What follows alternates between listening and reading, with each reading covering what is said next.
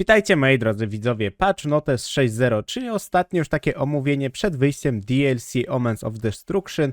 Będzie tutaj omówione w skrócie parę rzeczy takich najważniejszych, te rzeczy, które też nie były omówione na poprzednich filmach i przejdziemy tak po kolei co i jak. Jeśli chodzi tutaj o już zapowiedź konkretną, no Arbal to jest darmowy z Khorna, legendarny bohater, możecie sobie oczywiście kupić Golfgaga, czyli Ogry, Skulltaker, czyli Khorna, no i Gorbada z zielonoskórych. Jeśli kupujecie sobie na przykład te 3 DLC razem, no to zawsze to tam wychodzi taniej. Wstępnie chyba, jak z tego co pamiętam, cena ma być 120 zł, jeśli byśmy osobno kupowali, a chyba 100 na nasze tutaj przeliczenia, jeśli kupujemy na przykład na Steamie ten pakiet 3 DLC. Nie wiem jak to na innych platformach, wiem jak to w praktyce wyglądało po prostu na Steamie.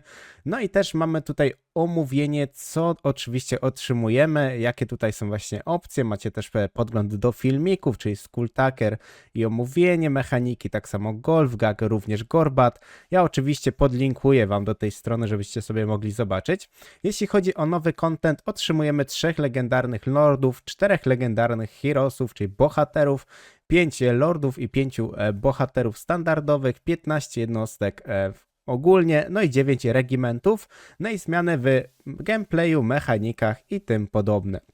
Jeśli chodzi o Arbala, tak jak mówiłem, on jest darmowy z Khorna, więc tutaj każdy go oczywiście otrzymuje. Z takich najważniejszych jeszcze rzeczy, które nie było wcześniej powiedziane, mamy tutaj wypisaną listę, jakie jednostki otrzymujemy tak naprawdę jeśli chodzi o Khorna, bo tam jeśli chodzi o te jednostki, bohaterów, no nie każda frakcja miała dostać, więc to jest akurat dobre. Jeśli chodzi tutaj o jednostki, które otrzymujemy, no to Scylla Anfingrim to jest demony chaosu, wojownicy chaosu, mamy nawet wypisane Erchaon, Sigval, Kolek, Belakor i Valkia, również norska, więc fajna opcja. Jeśli chodzi o Skarb Bloodwrota, no to tutaj demony chaosu, no i wojownicy chaosu, ale tylko Valkia, Bloodspeakery, czyli Warrior of Chaos, czyli wojownicy chaosu Valkia, Skull Reapersy i Wradmongersy, no to demony chaosu i również Valkia z wojowników chaosu, Korngorsy, no czyli demony tutaj chaosu, wojownicy chaosu Archaon, Sigval, Kolek, Belakor, Valkia, no i oczywiście Beastmeni.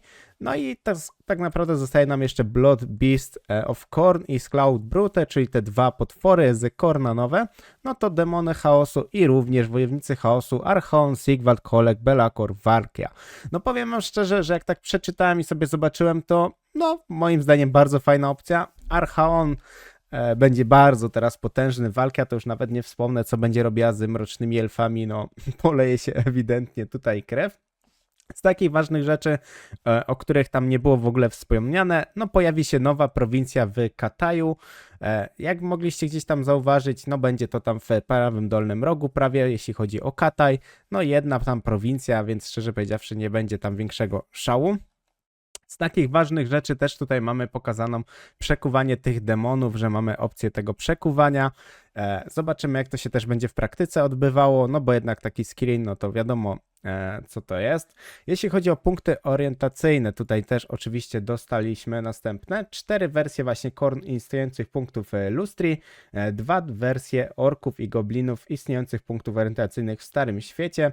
Wprowadzono 3 nowe punkty orientacyjne Orc Goblins inspirowane podróżą Wurzaga do Badlandsów w 8 edycji. No mi osobiście to za dużo nie mówi, bo aż tak bardzo nie jestem wtajemniczony w te wszystkie tutaj rzeczy. Teraz jeśli chodzi o kampanię Khorna, no to macie tutaj opisane co się mniej więcej zmienia, czyli zmienia się na przykład te drzewko technologiczne, no zmieniają się budynki, mechanika tych budynków, ale to wszystko było omówione wcześniej, więc bez sensu, żebym to omawiał drugi raz. Jeśli nie słuchaliście tego, to zapraszam do wcześniejszych odcinków, macie to ładnie podzielone na ogry, Khorna, czy to zielonoskórych. Z takich ważnych rzeczy, o których nie było wcześniej pokazanych, no to mamy tutaj omówienie nowych drzewek właśnie z Kraga dla rzeźnika. No zostało tutaj to zmienione, więc zobaczymy jak to też w praktyce będzie wyglądało, jak te bonusy się przełożą. Z takich też ważnych rzeczy, jeśli chodzi o Konfederację, bo tutaj mamy większe właśnie zmiany, mamy to też napisane, jeśli chodzi o ogry, gobliny, orków, no i norską. Norska miała taką mechanikę, że jeśli na przykład Wulfrickiem zabiliście poboczną norską jakby głównego lorda, no to otrzymywaliście możliwość konfederacji konfederację ich i tu jest ta sama zasada. Zabijając na przykład głównego lorda danej frakcji, otrzymujecie możliwość konfederacji, ewentualnie tak jak tutaj widzicie, dyplomatyczne stosunki, jakaś egzekucja i tak dalej, i tak dalej. No to będzie bardzo fajna opcja, tym bardziej dla takich orków, ogrów, no to naprawdę będzie duży plus. Jak sobie zauważycie, jak nie wiem, czy graliście norską, czy nie, na samej norskiej daje to bardzo mocne przyspieszenie. Zobaczymy też, jak w praktyce będzie polowanie na właśnie ogrów, orków. No ogry też tak trochę mało ich tam jest, powiedzmy orków to tam dosyć sporo tych frakcji pobocznych można dorwać i w miarę szybko i one też często długo żyją, więc też będzie opcja skonfederowania tego. Tym bardziej teraz właśnie nowym lordem z zielonoskórych będzie zdecydowanie dużo łatwiej. Też mamy tutaj właśnie omówione, jakie tam mamy zmiany na Skarśniku, to co wcześniej było mówione, na Wurzagu, że Wurzag jest przerzucony do dżungli. Jest oczywiście omówienie tutaj drzewka technologicznego, tak samo skilli, że też tutaj jest wszystko pokazane, omówienie złomów, budynków, i tak dalej.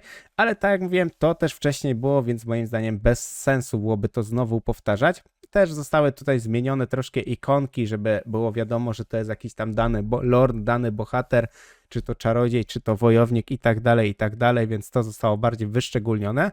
Z takich ważnych rzeczy również było właśnie omówione, że mamy tutaj pokazanie, że jak najedziemy na ikonkę sobie z naszego stwora, będziemy mieli pokazywane właśnie odnośnie wigoru i naszej tak, no po prostu wigoru i terenu w skrócie, że ten efekt jest pokazany, że jednak jak jednostka porusza się po terenie, do którego nie ma plusów, no to jednak ten wigor gdzieś tam spada. Wydaje mi się, że to jedne z takich najważniejszych rzeczy, bo potem mamy odnośnie troszkę jakiejś tam rekrutacji, poprawę bugów, tak samo performers, czyli ogólnie odnośnie crashów, żeby nam jednak nie wywalało tej gry, generalnie odnośnie kampanii. Ale szczerze powiedziawszy, nie ma tu aż takich dużych różnic jak dla mnie. Tym bardziej, że te fixy pewnie po pierwsze jak wejdą DLC, to pewnie za niedługo wskoczy kolejny fix, więc troszkę nie ma sensu tego wszystkiego tutaj omawiać. Ja oczywiście ze swojej strony, zachęcam Was do zobaczenia DLC. Oczywiście jutro o 21 jest stream i będzie można wygrać jeden klucz do konkretnego DLC wydaje mi się, że po prostu na Steamie, no jak ktoś będzie miał już wyjątkowo na Epiku i wygra, no to jakoś już tam to ogarniemy. Z mojej strony to tyle, dzięki za oglądanie i zapraszam oczywiście na jutro na 21. Cześć, cześć, cześć!